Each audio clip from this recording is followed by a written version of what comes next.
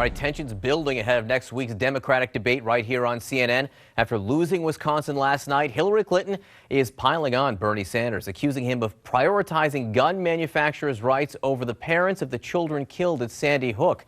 When CBS News correspondent Nancy Cordes asked him about it tonight, Senator Sanders, he didn't hold back. We all are aware what happened in Sandy Hook is a tragedy beyond comprehension.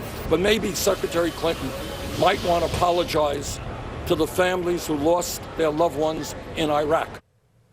Quick history lesson right now. Hillary Clinton voted for the Iraq War in 2002 when she served in the U.S. Senate.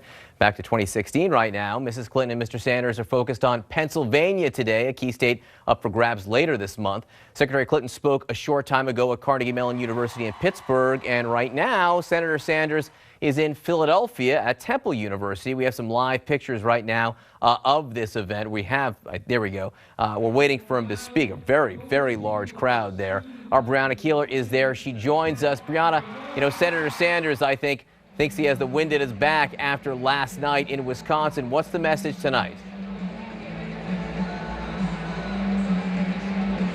Tonight, the message, as we've heard him say all along, I expect will be momentum, that he has the momentum, and that he's hoping that that pushes him forward toward the New York primary, towards the Pennsylvania primary. Both of these considered must-wins for Bernie Sanders if he is going to have a pathway to the White House. You see the crowd here, John. It's pretty big. It's huge. It's about 10,000 people who fit into the stadium here. And Bernie Sanders is running late, in part or maybe entirely because he actually was down the street talking to the overflow crowd, which was also thousands more people, because this is a crowd that was just a line just wrapped really around several blocks trying to get into this auditorium in Temple University for hours and hours. But as you said, Pennsylvania, very important to Bernie Sanders, clearly to Hillary Clinton. Also worth noting that Bill Clinton will be in the state tomorrow. They both want a really good shot at this delegate-rich state.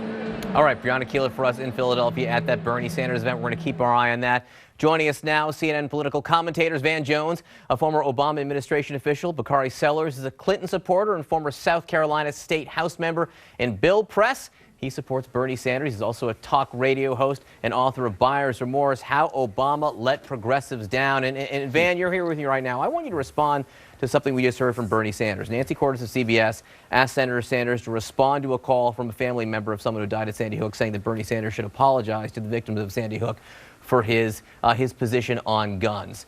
Senator Sanders responded to Nancy that maybe Hillary Clinton should apologize to families, of people who died in the Iraq War. That's pretty strong rhetoric. Hey, listen, he's punching back. Listen, he had his best day and his worst day all together. He had this great victory in Wisconsin, but then he slipped on this banana peel with his interview, and Hillary Clinton has shown that she's ready to start hitting him back hard, and so he's showing he can hit back as well. This is going to be the war to settle the score here in New York. You have two titans now. Look at that crowd. That's an amazing crowd for a rock star. It's an amazing crowd for a singer, for an athlete. He's a rock star in this party, and she is a rock star in her own right, and they are going to clash, and you are going to see now no more nobody cares about your dadgum emails. It is going to be blow for blow, toe for toe until New York primary. Bakari Sellers, look at that crowd right there for Bernie Sanders. That is a big crowd. Look at the last, 7 states that have voted. Bernie Sanders won 6 out of the last 7. How much of a problem is this for Hillary Clinton?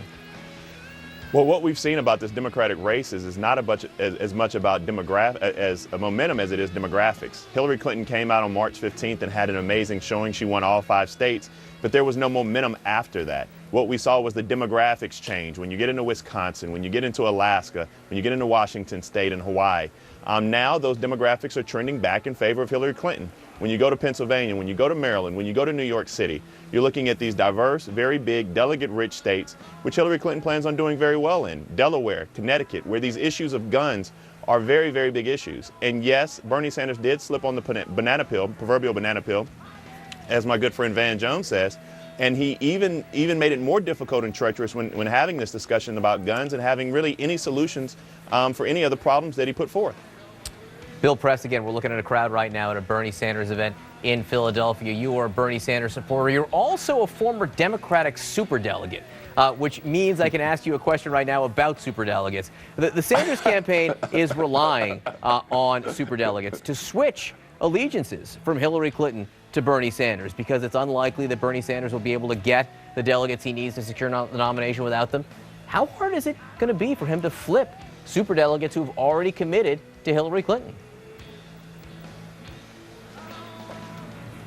First of all, I also want to remind everybody, I am former chair of the California Democratic Party. So anybody who thinks that California is safely in Hillary Clinton's pocket is wrong. Let me just tell you, I know California as well as anybody, California politics as well as anybody. Bernie Sanders is going to do very well in California. I just want to get that out. In terms of my superdelegate hat, look, there's two kinds of math, you know, and Bakari spoke to the delegate math. That's very, very important. There's also momentum math, and that's what we're seeing tonight. That's what we saw in the last 7 primaries, where Bernie won 6 out of 7. And if he were to win, after winning Wisconsin, he goes on to win New York, and he wins some of those other northeastern states, you bet these superdelegates, because their #1 goal is to win the White House, they're going to say, look where the momentum is, look where the enthusiasm is, look who keeps winning delegates and primaries and caucuses. Maybe we better take a second look at Bernie Sanders. It happened in 2008. It could happen in 2016. Van Jones, you've been someone who said all along that this healthy debate, it's good for the Democratic Party. It's good to have this discussion out there. Is it still good right now if, as you've said, you know, the gloves are off, to use a cliche, if Bernie Sanders is saying that Hillary Clinton should apologize to military members who died in the Iraq War? Doesn't that leave a mark on the party or on the candidate who ultimately does emerge? We are getting into the yellow zone, starting to get into the red zone. We're going to see now.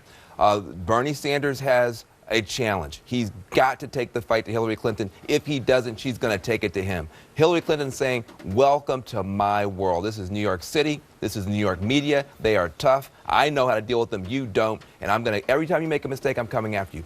He's got to say, listen, you don't get a lock on the progressive vote in New York City with your war record, et cetera. Bernie, though, mathematically, he probably can't get there. If he does too much damage to her, if he curdles his own supporters so much that they can't turn back to her in the election. Don't forget, his supporters are very young. 2008, the young folks won. The older people, and Hillary Clinton, they said, we're going to go with Obama because we understand the stakes. A younger demographic may not be willing to accept that defeat and turn. So he is now in a situation, he's got to take the fight to her, but he can go too far. He's got to be careful. Both candidates need to be careful. Guys, thanks so much for being with us. Really appreciate it. Coming up, mother and son.